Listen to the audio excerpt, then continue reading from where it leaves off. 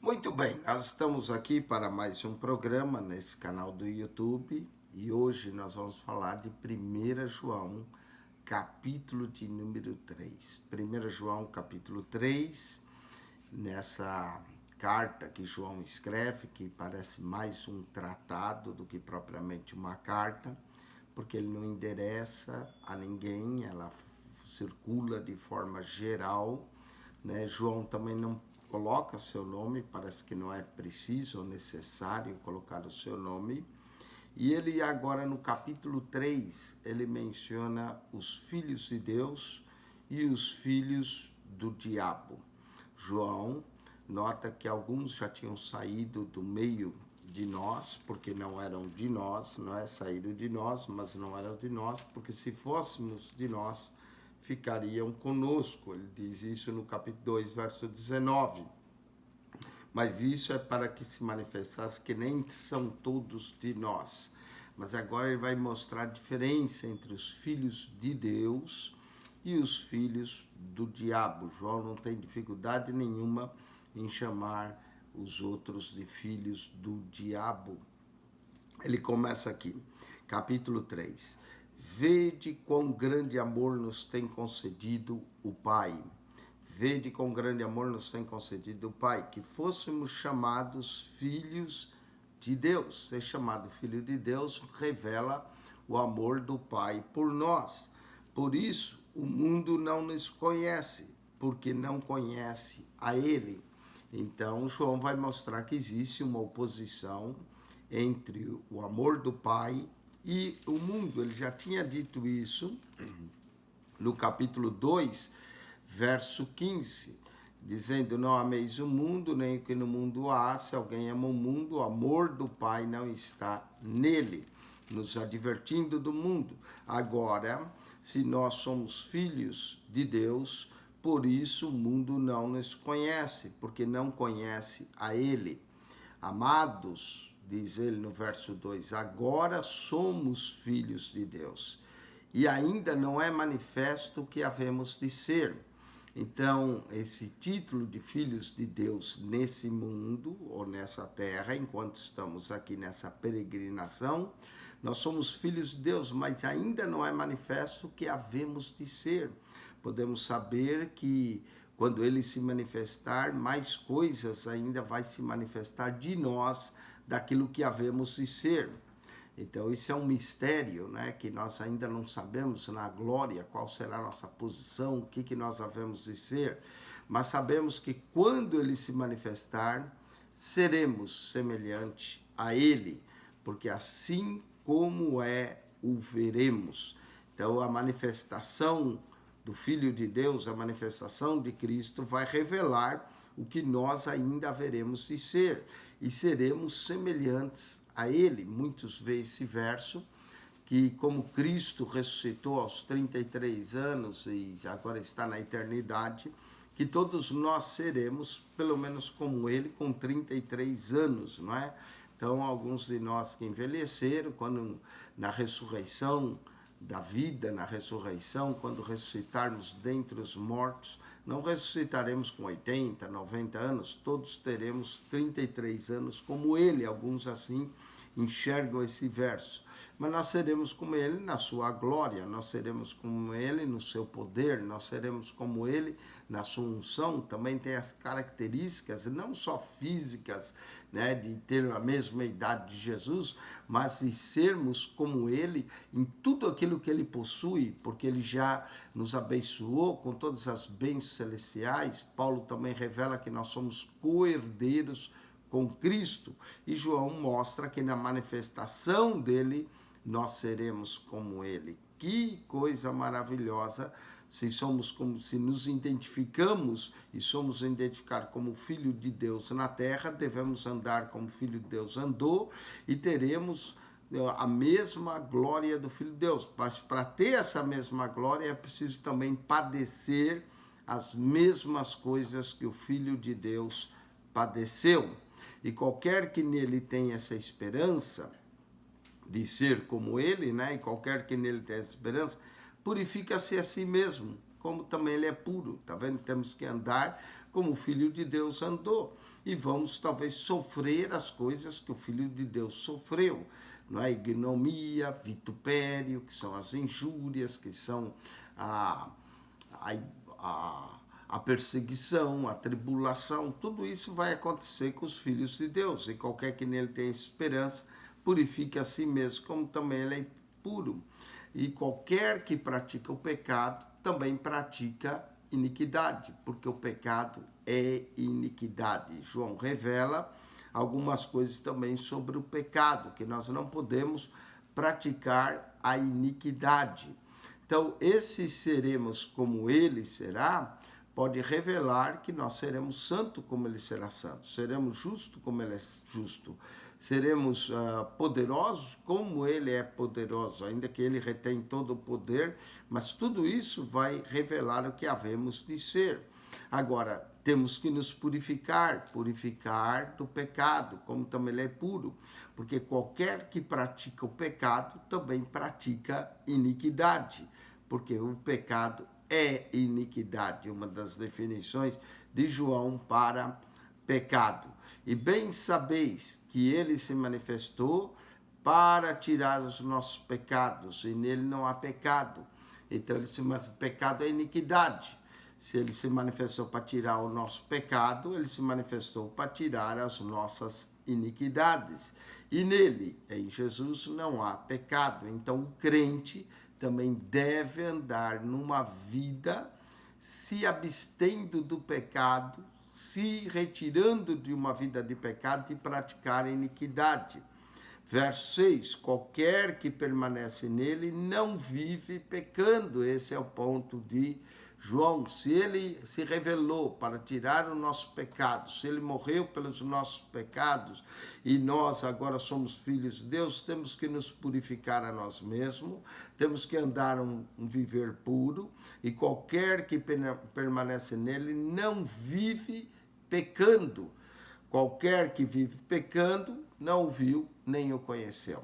Hoje existem muitos crentes que acham, não, a graça de Deus se manifestou para salvar os pecadores, uma vez salvo, salvo para sempre, então eu posso fazer o que eu quero, viver uma vida de pecado, ser igual ao mundo, mas eu fui alcançado pela graça de Deus. Isso é chamado graça barata, graça que não salva, e isso é um engano, porque a Bíblia nos chama para andar de forma pura, andar sem pecado, andar de forma santa, nos santificar e nos separar e ausentar do pecado.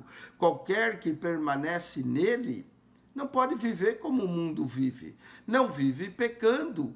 Qualquer que vive pecando não o viu e nem o conheceu. Tem gente que diz que crê em Jesus, mas não o viu e nem o conhece, porque não anda conforme ele andou, não anda na pureza, não anda se purificando, anda igual o mundo e vive pecando igual o mundo. A única diferença é que ele diz que crê em Deus, não é? Essa é a única diferença, mas essa fé teórica, essa fé mental, essa fé de coração que não se manifesta através de uma vida pura, de uma vida santa, de uma vida sem pecado, é uma fé enganosa. Não vos enganes, qualquer que permanece nele não vive pecando. E qualquer que vive pecando não o viu, nem o conheceu. Olha que João diz, 3,7, filhinhos, ninguém vos engane.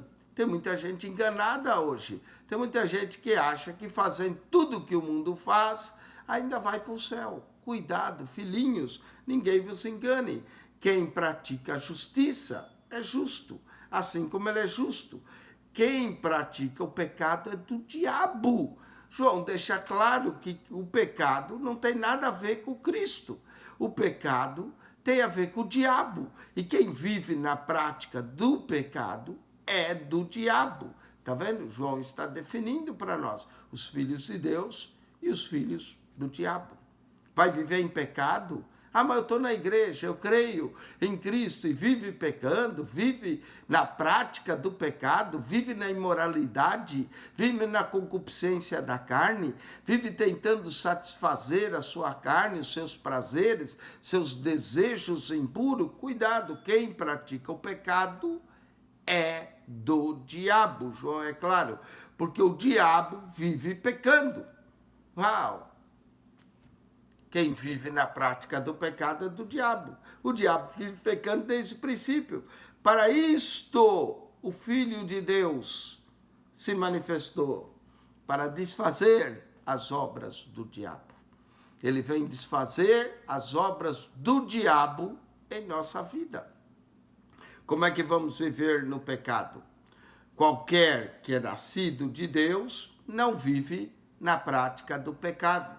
Tem muita gente que precisa nascer de novo. Tem muita gente que só tem uma religião. E a religião dele é evangélico. Mas ele vive na prática do pecado, vive pecando. Então ainda não nasceu de novo. Aquele que é nascido de Deus não vive na prática do pecado. 2:29, ele diz, se sabeis que ele é justo, sabem que todo aquele que pratica a justiça é nascido dele. Primeira qualidade do nascido de novo, pratica a justiça. Segunda qualidade, qualquer que é nascido de Deus não vive na prática do pecado. Se ainda vivemos na prática do pecado, porque a sua semente permanece nele e não vive pecando, porque é nascido de Deus. Cuidado, não se enganem, filhinhos, ninguém vos engane, diz no capítulo 3, verso 7. Então ninguém nos engana. Se nós vivemos numa prática de pecado, é que nós ainda não nascemos de Deus. Nós ainda não nascemos dele. E todo aquele que vive na prática do pecado é do diabo. Claro, João faz uma linha. João não tem problema nenhum com relação a isso. Quem não anda num viver puro, num viver santo, quem anda na prática do pecado, não adianta dizer, eu creio em Deus, ele vai perdoar todos os meus pecados. Claro, ele perdoa nossos pecados, mas ele se manifestou para desfazer a vida do pecado. Esse negócio, não, Deus vai me perdoar, posso fazer, posso andar igual ao mundo, posso ser igual ao mundo. É o maior engano. Filhinhos, não vos enganeis. Qualquer que é nascido de Deus não vive na prática do pecado, porque a sua semente permanece nele. E não vive pecando porque é nascido de Deus. É nascido de Deus. Hoje nós temos um evangelho muito barato, um evangelho que venha como está e fique como está e pratique todo o pecado, porque Jesus se manifestou para perdoar pecados. Então pode viver no pecado, pode viver na imoralidade, pode viver na homossexualidade, pode viver no que você quiser fazer, que Jesus vai perdoar. Esse é o evangelho que andam pregando por aí. Filhinhos, não vos enganem, quem pratica o pecado é do diabo, porque o diabo vive pecando desde o princípio.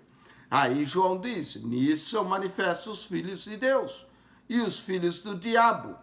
Qualquer que não pratica a justiça e não ama seu irmão, não é de Deus, é filho do diabo, vive no pecado, não pratica a justiça. E o pior, não ama seu irmão. Pelo contrário, odeia os seus irmãos. Porque essa é a mensagem que eu disse desde o princípio. Que nos amemos uns aos outros. Hoje tem muita falta de amor na igreja. Tem muito amor da boca para fora. Assim que dá as costas, sai falando mal do irmão, sai traindo a confiança do irmão. São ingratos. Não é? As pessoas às vezes estendem a mão, depois que estende a mão, assim que ele tem condição, ele mostra a sua ingratidão, ingratos, não é? Não ama de verdade, só ama por interesse, ama para ver o que pode arrancar da pessoa.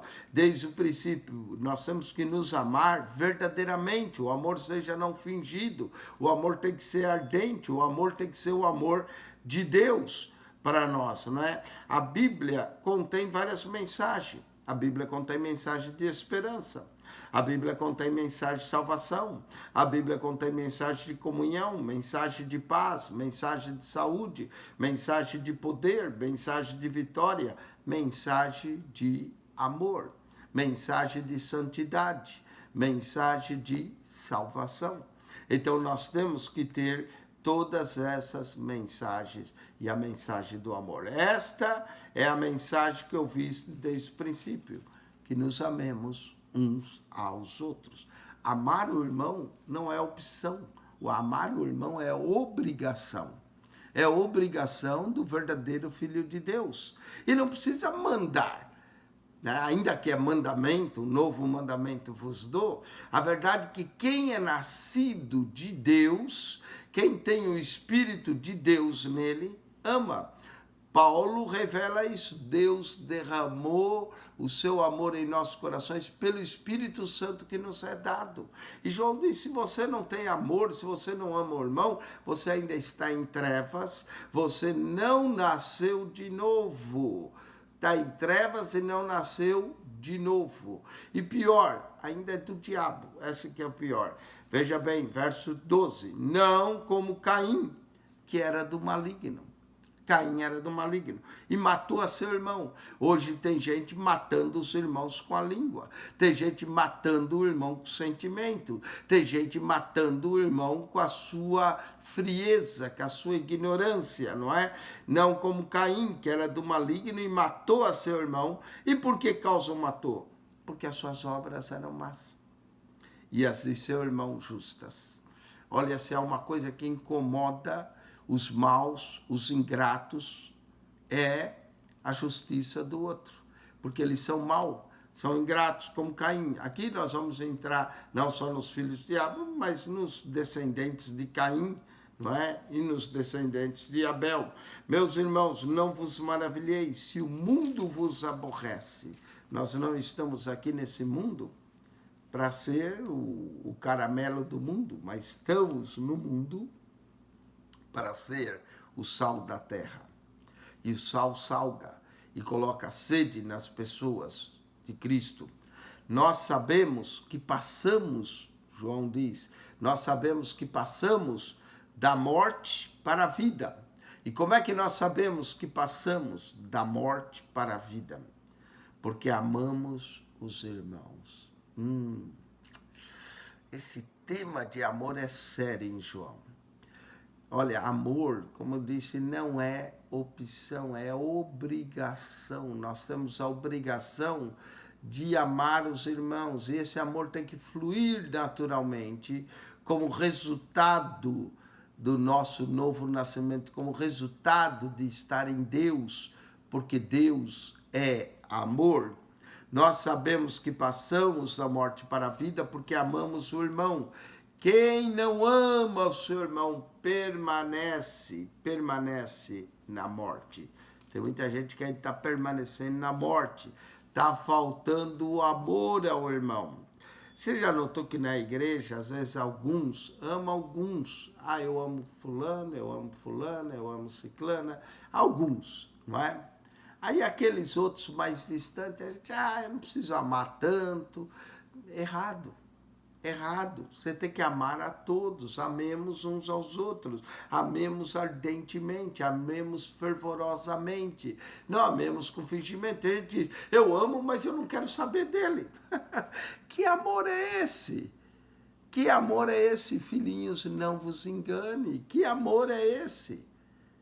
Amar não é opção. Amar é obrigação para o cristão.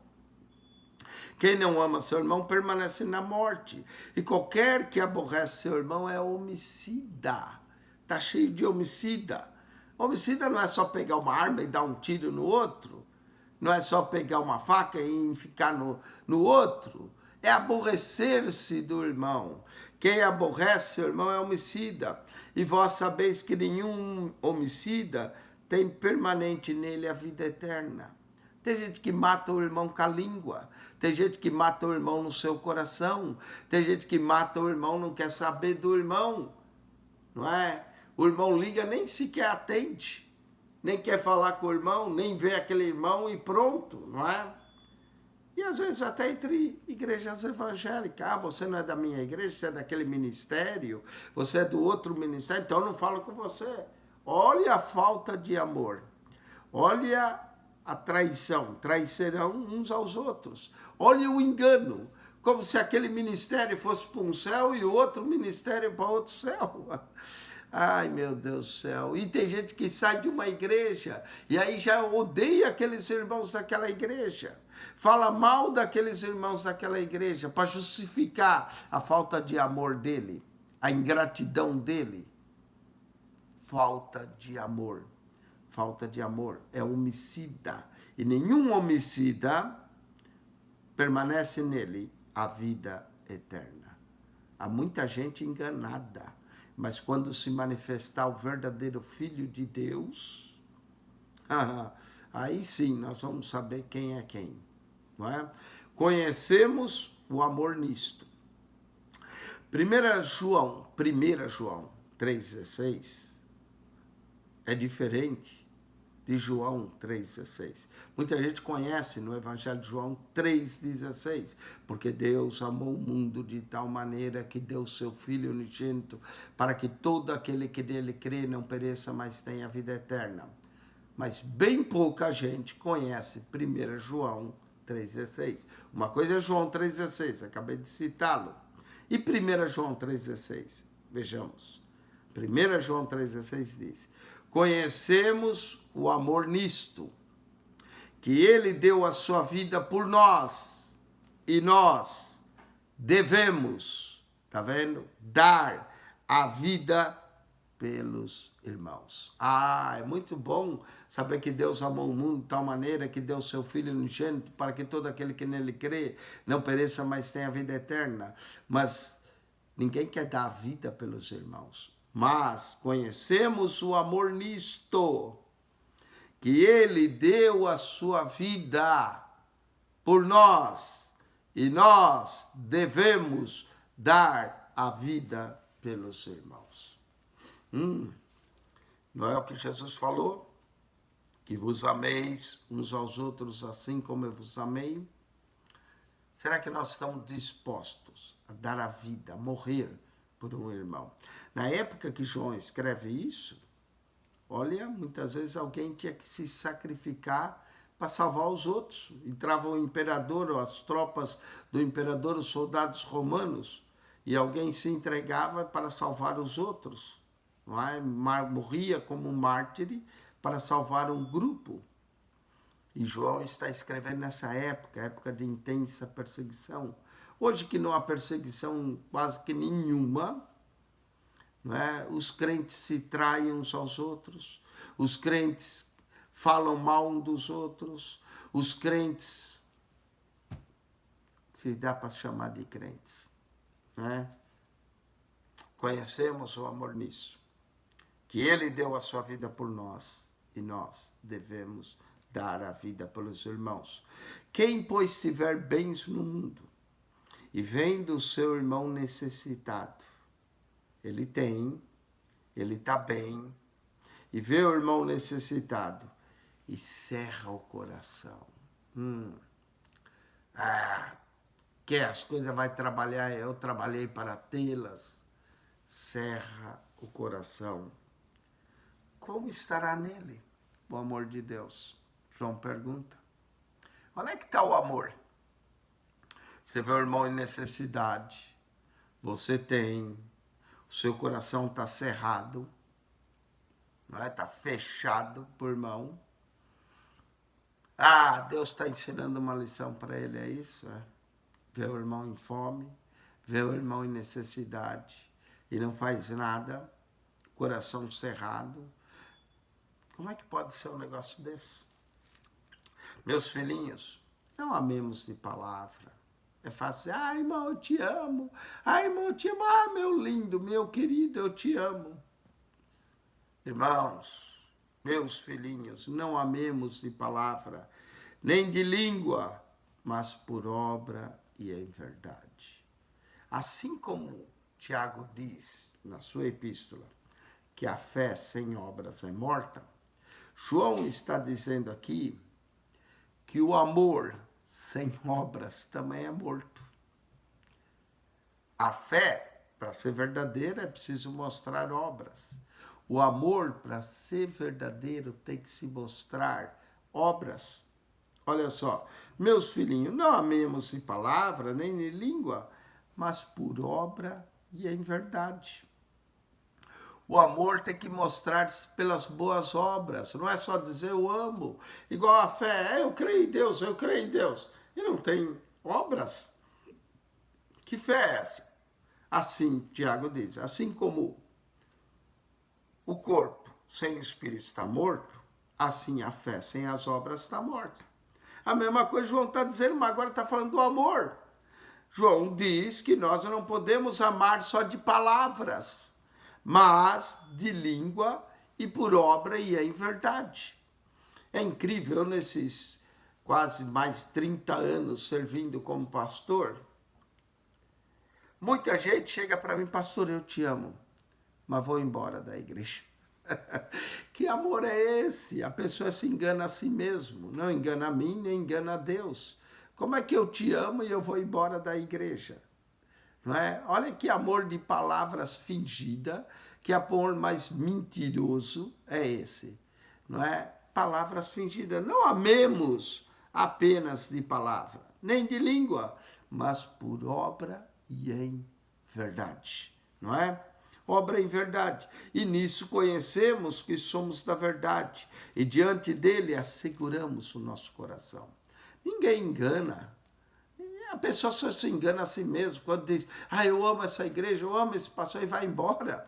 Isso é amor fingido, é amor enganado, não tem obra, não tem verdade nesse amor, é fingimento puro. E nisso conhecemos que somos da verdade diante dele, asseguramos o nosso coração, sabendo que se o nosso coração nos condena, maior é Deus do que o nosso coração e conhece todas as coisas.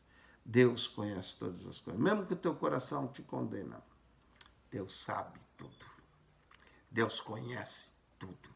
Deus vê tudo. Deus conhece a nós melhor do que nós mesmos. Deus conhece todas as coisas. Amados, se o nosso coração nos não condena, temos confiança para com Deus. Aqui João fala da condenação do coração. O coração condena, Deus é maior do que todos. Mas se o coração não nos condena, então temos confiança para com Deus. E qualquer coisa que lhe pedirmos, dele a recebemos. Por que tem tanta gente que pede e não recebe? Falta confiança com Deus. Confiança aqui é símbolo de fé, não é? Confiança, certeza para com Deus. Qualquer coisa que lhe pedimos, dele a recebemos. Porque guardamos os seus mandamentos e fazemos o que é agradável à sua vista. O segredo de receber as coisas de Deus é confiança. Confiança de fazer o que ele manda.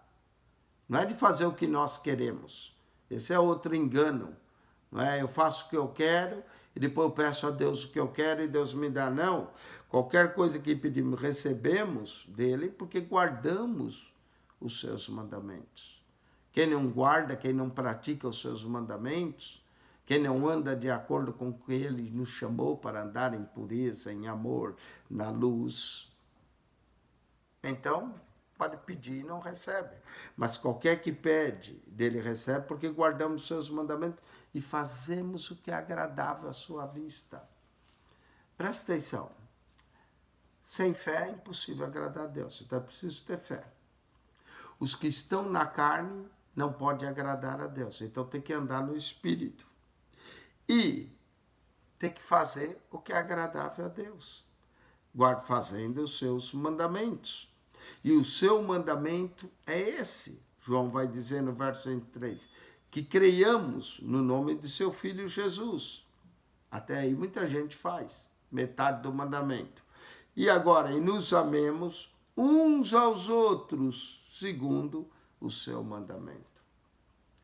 Crer em Jesus, muita gente crê. O problema é amar o outro. E amemos uns aos outros segundo o seu mandamento. Verso 24. E aquele que guarda os seus mandamentos e nele está. É preciso estar nele. E ele está em nós. Quando nós estamos nele e ele está em nós, aí o amor fica mais fácil. Não é? Tenta amar com o seu amor. O seu amor é falho. O amor dele é perfeito. Por isso que é preciso estar nele. Aquele que guarda os seus mandamentos e nele está, e ele nele, tá vendo? O segredo está em Cristo. Se alguém está em Cristo, nova criatura é. Se alguém está em Cristo, vai ter o amor de Cristo. É preciso estar nele e ele em nós. E ele nele, nisso conhecemos que ele está em nós, pelo Espírito que nos tem dado. A vida cristã é uma vida impossível de viver sem o Espírito de Deus. É preciso o Espírito de Deus, porque é o Espírito de Deus que nos dá amor, é o Espírito de Deus que nos santifica. E tem muita gente tentando viver a vida cristã na força da sua carne. Impossível. Porque você não tem amor suficiente. Eu não tenho amor suficiente. A minha carne e os que estão na carne jamais pode agradar a Deus. É preciso ter o Espírito de Deus, é preciso ter a unção, é preciso ter a graça de Deus, é preciso andar no Espírito. É o Espírito que nos dá amor, é o Espírito que nos conduz, é o Espírito de Deus que nos leva a ser como Jesus é. A uma vida pura, a uma vida santa, a uma vida de amor, a andar na luz. Aquele que guarda os seus mandamentos, nele está. E ele nele. E nisso conhecemos que ele está em nós, pelo Espírito que nos tem dado. É o Espírito que nos tem dado. É esse Espírito, essa unção que nos leva a não pecar. É a incompatibilidade, o Espírito de Deus com o pecado. O Espírito nos é dado. Por isso nós temos que estar nele e ele em nós. Está em nós pelo Espírito que nos tem dado. Amém? João agora vai no capítulo 4 falar de Espírito. Presta atenção no capítulo 4. Com isso nós encerramos o capítulo de número 3. Que Deus te abençoe, que a graça de nosso Senhor Jesus Cristo seja contigo. O amor de Deus que nós vimos nesse capítulo 3, e vamos ver no 4 de novo, e a comunhão, e a habitação, e a consolação do Espírito Santo esteja em vós. Deus vos abençoe ricamente em Cristo Jesus, nosso Senhor e Salvador. Amém.